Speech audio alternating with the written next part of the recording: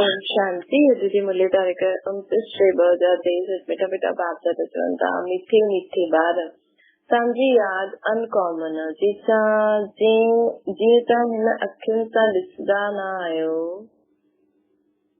जेके तव्हां हिन अखियुनि सां ॾिसंदा न आहियो हुनखे यादि कंदा आहियो। जीअं असां हिन अखियुनि सां कुझु ॾिसूं न त हुनखे कुछ ॾिठो ही न हुजे त अहिड़े माण्हू अहिड़ी चीज की यादि थोड़ी करे सघंदा आहियूं, लेकिन असांजी यादि अनकॉमन आहे कि असां हिन अखियुनि सां जेके ॾिठो ई न उनखे असांखे यादि करणो, उनजी यादि सां असांजा विक्रम विनाश थींदा वेंदा। प्रश्न के हिकु आदत जो त्याग करो त सभु गुण स्वतः ई अची वेंदा। अॼुकल्ह सां देह अभिमान में अचण जी आदत जो पक्की थी वई आहे। हाणे हिन आदत जो त्याग करो। शिव बाबा जो मोश लवेदा हुनखे यादि करो। कोई बि देहदारी यादि न रहे त सभु क्वालिफिकेशन ईंदी वेंदियूं, डिफेक्ट निकिरंदा वेंदा, आत्मा पवित्रता जो सागर ठही वेंदी न, ख़ुशी जो पारो चढ़ंदो रहंदो, सभु गुण स्वतः ई ईंदा वेंदा। गीता। ओम नमो शिवाय। ओम शांति। ॿारनि पंहिंजे बेहद जे बाप जी महिमा ॿुधी ऐं ॿारनि खे अॻियां उहो बेहद जो बाप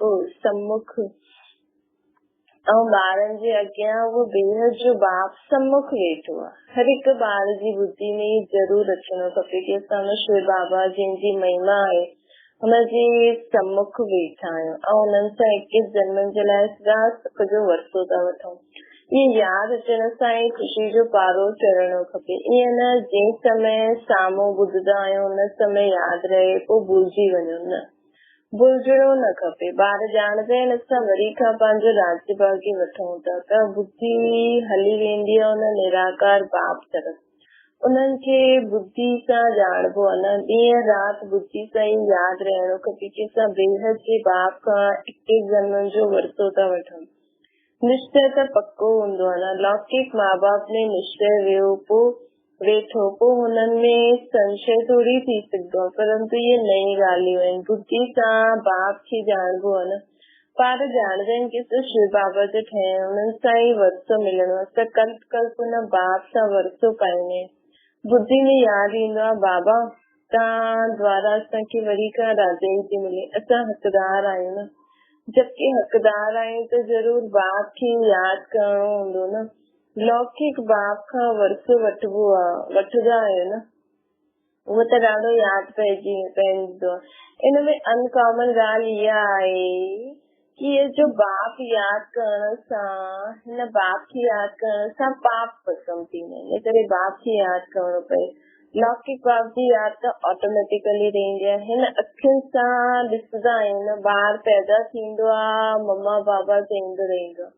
इहे बाप हिन अखियुनि सां ॾेखारण में न ॾींदो आहे, बुद्धि सां यादि करणो आहे। असां शिव बाबा जी ब्रह्मा द्वारा संतान ठहिया आहियूं ऐं 21 जन्मनि जो वरसो पाइण लाइ श्रीमत ते पुरुषारत कंदा रहंदा आहियूं। इनमें पहिरियों मुख्य आहे ही पवित्रता। जेतिरो यादि कंदा बुद्धि पवित्र थींदी वेंदी। ईअं न सम्झणो आहे असां त ॿार आहियूं ई, बाप खे यादि न कंदा त विक्रम विनाश न थींदी, बुद्धि शुद्ध न थींदी। ॾाढा ॿार सम्झंदा आहिनि असां त ॿार आहियूं, बाप खे यादि न कंदा, असां त ॿार आहियूं चई, बाप खे यादि न कंदा आहियूं चई न आहियूं। ॾाढा ॿार सम्झंदा आहिनि असां त ॿार आहियूं ऐं बाप खे यादि न करो चईंदा आहिनि न। मुख सां राम राम चओ, परंतु हिन राम खे शिव बाबा खे चित्र त आहे न, इन करे मनुष्यनि जो बुद्धि हली वेंदो आहे हुन त्रेता वारे राम जी तरफ़। सकती दाता शिव त सभिनि खे भुलिजी वियो न। असली राम उहो असांजो शिव बाबा आहे। हाणे तव्हां ॼाणदा आहियो शिव बाबा आयो आहिनि, पहिरियों त ज़रूर रची त शिव बाबा आयो हूंदो तॾहिं स्वर्ग जी रचना रची हूंदी न, उन खां पोइ राम जो राज्य हलियो हूंदो। हाणे सत्य त्रेता में राज्य करण जे लाइ बाप खां वरसो वठणो आहे न, इहा बुद्धि में हलणो खपे। परम पिता परमात्मा शिव ईंदा ई आहिनि हिकु बार। राम सीता लक्ष्मी नारायण भी हिक बार ही ने तो त्रेता वाले राम जो राज्य तो त्रेता में होंदो ये सत्य त्रेता जो परमात्मा जो राज्य हलंदो हुन जी स्थापन की हुई भूमि ते सत्य में 8 गद्दी श्री लक्ष्मी नारायण जी होंदियूं को त्रेता में 12 राम सीता जी भू भल पुनर्जन्म वठंदा आहिनि परंतु नाम रूप देश का सब बदली वेंदो आहे राम सीता ऐं लक्ष्मी नारायण जो राम सीता भी प्रारब्ध भोग लाइ पुनर्जन्म वठंदा आहिनि ये ज्ञान सॼो बुद्धि में टपकणो खपे त ख़ुशी रहंदी कोई खे बि सम्झाइण ॾाढो सहज आहे स्वर्ग जो रचयिता बाप सां तव्हांखे हिन समय वरसो मिलंदो आहे बेहद जे बाप की याद करो याद तो सभी करने बाप नई सृष्टि रचदा आहिनि तो सभी सुखी थी वेंदा आहिनि हिन समय सभी दुखी आहिनि ये ड्रामा ही सुख दुख जो ठहियल आहे न सुख में केरु राज्य कंदो आहे लक्ष्मी नारायण को त्रेता में राम सीता तव्हां ॼाणदा आहियो एतिरा वर्ष हिन घराने जो राज्य हलियो न क्रिश्चियन सम्झदा असांजी क्राइस्ट राजा ई रची तो Edward the first Edward the second राज्य कंदा आया है पास्ट थींदा ईंदा आहिनि न भारतवासियुनि खे त कुझु बि पतो न आहे त बाबा चए थो क्रिश्चियन जी भले हाणे उहो पास्ट थी वई राजे यादी त बि उन्हनि जे धर्म जो नाम त न बदिलियो न भारतवासियुनि त पंहिंजे देवी देवता जे धर्म जो नाम ई बदिली छॾियो पतित थी वञनि त तव्हां ॿार ॼाणदा आहियो सत्युग में लक्ष्मी नारायण जो राज्य हुनखे हेवन स्वर्ग चइबो जो बाप ही स्थापन करे पते दुनिया में आया तॾहिं त पावन ठाहिनि ये यादि रहणो खपे असां हुन बाप खां बेहद जो वरसो था वठूं श्रीमती ऐं धारणा करूं था न इहे भुलजणो न खपे बरोबर शिव बाबा कल्प पहिरियों बि आया हुया जंहिंजो यादगार बि आहे न हाणे उहो वरी खां आया आहिनि पहिरियों ईंदा आहिनि निराकार शिव बाबा उहो अची करे असांखे देवी देवता ठाहींदा आहिनि सत्युग में लक्ष्मी नारायण प्रैक्टिकल में राज्य कंदा न पोइ भक्ति मार्ग में पुजारी ठही चित्र आदि ठाहींदा आहिनि लक्ष्मी नारायण जो हिन समय कोई एक्यूरेट चित्र न आहे पोइ प्रैक्टिकल में ईंदा इहे हाणे शिव बाबा तव्हांखे प्रैक्टिकल में पढ़ाइनि था न ब्रह्मा द्वारा केतिरी सिधी ॻाल्हियूं आहिनि न ॿियो कोई स्कूल में हीअं न चईंदा तव्हांजी आत्मा पढ़ंदी आहे टीचर जी आत्मा असांखे पढ़ाईंदी आहे वो सब मनुष्यनि खे पढ़ाईंदा आहिनि वास्तव में पढ़ाईंदी आत्मा आहे पढ़ंदी बि आत्मा ई आहिनि आत्मा ई ऑर्गन्स द्वारा पढ़ंदी आत्मा चईंदी आहे मां हाणे बैरिस्टर ठहियो आहे नॉलेज सां बैरिस्टर ठहींदा आहियूं हिते त वंडरफुल ॻाल्हि आहे निराकार शिव बाबा निराकार आत्माउनि सां ॻाल्हाईंदा आहिनि आत्माउनि में संस्कार रहंदा आहिनि मनुष्य इहे भुलिजी वेंदा आहिनि निराकार बाप हिननि द्वारा सम्झाईंदा आहिनि उन्हनि जो हिकु ई नाम शिव आहे तव्हां बि चईंदा आहियो न शिव बाबा बुद्धि मथे हली वेंदी आहे लौकिक बाप खे यादि करण सां शरीर यादि अची वेंदो शिव बाबा जो तो शरीर आहे न परमात्मा जो मंदिर ही निराकार रूप जो आकारी देवी देवता है साकारी मनुष्य वह आकारी देवता आहिनि साकारी मनुष्य आहिनि उहा आहे निराकार शिव बाबा असांजी आत्मा हाणे नॉलेजफुल ठहे थी न बाप चईंदा आहिनि मां निराकार आहे मां ही सृष्टि जे आदि मध्य अंत जो मूंखे ही नॉलेज आहे मूं में ई आहे मां तव्हांखे पढ़ायां थो हिन मुख द्वारा तव्हां बि मुंहिंजे समान नॉलेजफुल ठहो था न ये नॉलेज सिवाय निराकार बाप जी कोई ॾेई न सघे निराकार परमात्मा खे नॉलेजफुल ब्लेसफुल पतित पावन चइबो आहे न बाबा चईंदा आहिनि ये पुराणी दुनिया खे बदिले नई दुनिया मां ई ठाहींदो आहे जीअं मूंखे मुंहिंजे निराकार में सॼो ॼाण जी नॉलेज आहे वैसे तव्हां आत्माउनि खे बि ठाहियां थो न तव्हांजी आत्मा में बि अहिड़ी नॉलेज ठहे थी न तव्हांखे आप समान ठाहियां थो न इहा सृष्टि जे आदि मध्य अंत जी नॉलेज ॿुधण सां तव्हां चक्रवर्ती महाराजा महारानी ठही वेंदव मनुष्य खे देवता ठाहे न सघनि बाप आहे ज्ञान जो सागर पवित्रता जो सागर ॿारनि खे आप समान ठाहींदा आहिनि त सभु गुण हुजणा खपनि पोइ तव्हां देवता ठहींदव त क्वालिफिकेशन बदिलजी वेंदी न। बाप जी क्वालिफिकेशन अलॻि आहे। बाप ज्ञान जो सागर असांखे बि ठाहींदो आहे।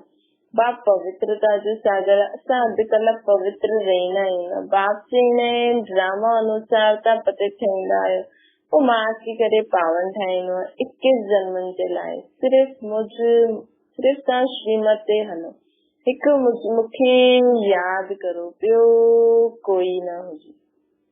मां तव्हांखे स्वर्ग जो मालिक ठाहियां थो न। बाप खे भुलिजी ॿिए खे ॿी जी यादि में रहंदव त डिफेक्टेड थी वेंदव।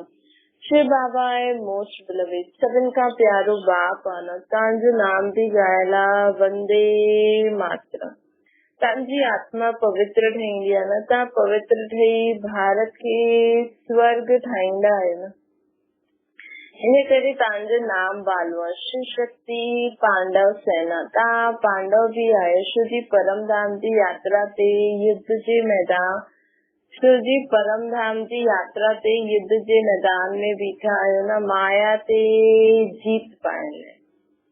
असां हाणे पांडव सेना बि आहियूं न। पांडव बि आहियूं शिव जी। हाणे असां परमधाम जी यात्रा ते बि आहियूं और सेना आहियूं छो जी असां युद्ध जे मैदान ते आहियूं। माया ते जीत पाए करे पंहिंजे परमधाम में बाबा खे यादि था करूं न। पाप समानता ठहूं। ॿार ॼाणदा आहिनि असांखे बाप जहिड़ो मास्टर ज्ञान जो सागर, पवित्रता जो सागर ठहिणो आहे। देह जो अहंकार टुटी वञणो खपे।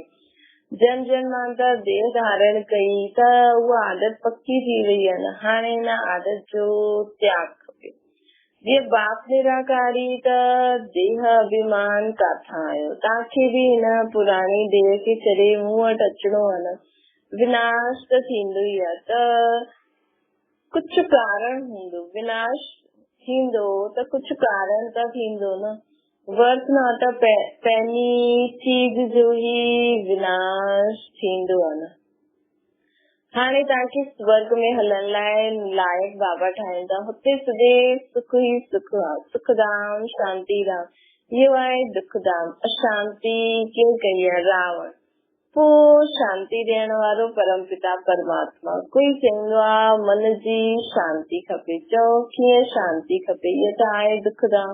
छा तव्हांखे सुखधाम हलणो आहे? बाप खे यादि करो त सुखधाम में हलंदो। अशांति करण वारो आहे रावण माया, जो हिते हाज़िर आहे। मुक्ति जीवन मुक्ति में अशांत करण वारो रावण हूंदो ई न आहे। हिन करे हाणे हलो पंहिंजे घर वापसि। अगरि सत्युग में हलणु चाहींदा आहियो त हलो। हर हिकु आत्मा जीवन मुक्ति ज़रूर चाहींदी आहे। ईअं न सभु सत्युग में जीवन मुक्ति में हलंदा, उहो त सिर्फ़ु तव्हां ॿार ई ॼाणदा आहियो। बाक़ी जो आत्मायूं मथां खां ईंदियूं आहिनि उहो पहिरियों जीवन मुक्ति में आहे। माया जी परछायो न लॻंदो आहे न। सुतो प्रदान ठही पोइ सुतो रजो तमो में ईंदा आहिनि। माया जे हूंदे बि आत्मा खे सुख ज़रूर भोगणो। अगरि कोई द्वापर कलयुग में बि, हाणे कलयुग अंत में बि अगरि कोई आत्मा मथां खां अचे थी त बि वो सुख ज़रूर भोगती। माया जो परछायो न ते न पवंदो। एॾी अपवित्र दुनिया में बि उहा आत्मा पहिरियों सुतो प्रदान पोइ सुतो रजो तमो जो पाठ वॼाईंदी आहे। बाबा चवंदा आहिनि दुख हुनखे थी न सघंदो। जी पवित्र आत्मा आहे, पोइ अपवित्र थियण सां दुख पाईंदी। हीअं न अचण सां ई दुख पाईंदी। इहो सुख दुख जो खेल रहियल आहे न। बाबा जा ख़्यालात हलंदा रहंदा आहिनि। मनुष्य खे बीती ॾियण लाइ बोर्ड लॻाइणो खपे। सिर्फ़ु चित्र ॾिसी मनुष्य मूंझदा आहिनि। सम्झो शिव बाबा जो चित्र रखंदा आहिनि ऐं हेठि लिखी रहंदा आहिनि बीटी वर्ड सॉरेंटी Your God fatherly birthright। मनुष्य चित्र ॾिसी चईंदा भगवान ईअं थोड़ी हूंदो आहे निराकार रूप। भगवान जो रूप छा आहे? पोइ बि लिखल उहो रहंदो आहे। भाउ भेण अची करे भेण जे बाप सां 21 जन्मनि जो सुख पाइण जो पुरुषार्थ करो। उहा त जॾहिं कोई सम्मुख अचे तॾहिं सम्झाए सघूं न। निमंत्रण ॾिबो आहे न। दिन प्रतिदिन ॾाढा शॉर्ट ठहींदा वेंदा। ॾाढा शार्ट ठाहिणो पवंदो। मतिलबु नंढो पिछाड़ी में शॉर्ट हूंदो। मन मना भव बाप खे यादि करो, हुन सां वरतो वठो। त लिखणो खपे भाउ भेण सत्य जी राजा 21 जन्मनि जे लाइ बाप सां अची करे प्राप्त करो। इहा हुअ न लड़ाई सां पहिरियों, हिन लड़ाई सां ई स्वर्ग जा द्वार खोलंदा। इहो कोई न ॼाणंदो आहे, तव्हां ॼाणंदा आहियो हिन लड़ाई सां ई भारत सुखदाम थींदो। उहो कोशिश कंदा आहिनि लड़ाई न लॻे। तव्हां ॼाणंदा आहियो हिन महाभारत लड़ाई सां ई महाविनाश थींदो। सभु आत्माउनि खे वापसि वञिणो आहे। शिव जी खेल हाणे पूरो थियो, पोइ वरी खां पाठ वॼाइण अचणो, त युक्ति सां लिखणो खपे। तव्हां आहियो रूहानी पंडा, उहा आहिनि जिस्मानी पंडा, देहधारी पंडा। तव्हां पंहिंजे खे विदेही आत्मा देह सां अलॻि सम्झंदा आहियो न। तव्हां ॼाणंदा आहियो बाप सां आत्माउनि खे वठी वञण लाइ आयो आहे, त तव्हांखे लिखणो पए कि बेहद जे बाप सां अची करे वरितो वठो। निराकार अक्षर जरूर लिखणो पए। तव्हां ॼाणंदा आहियो बाबा आयल आहे हिन कर्म क्षेत्र ते। असां बि हुतां खां ईंदा आहियूं। सभी आत्माऊं जो एक्टर्स आहिनि, इम्पेरिसिबल आहिनि, इमॉर्टल आत्माऊं आहिनि, कॾहिं मरदी न आहे। सभी आत्माऊं जो एक्टर्स आहिनि, इम्पेरिसिबल आहिनि, इमॉर्टल आहिनि। आत्मा कॾहिं मरदी न आहे, कॾहिं गिरती न आहे। हाणे इहा सुठी रीति निश्चय थी वञणो खपे। शिव बाबा खे असां अनेक बार वरिता वठी चुकिया आहियूं, पोइ वरी वठंदासीं पुरुषार्थ सां। तव्हां ॼाणंदा आहियो शिव बाबा असांखे स्वर्ग जो वरितो था ॾियनि, त छो न उन्हनि सां वरितो वठणो खपे। बाप ऐं वर्ती खे अगरि असां यादि कंदासीं त अंत मते सुगति थी वेंदी। बाक़ी सिर्फ़ राम राम चइण सां मुक्ति थोरी थी वेंदी।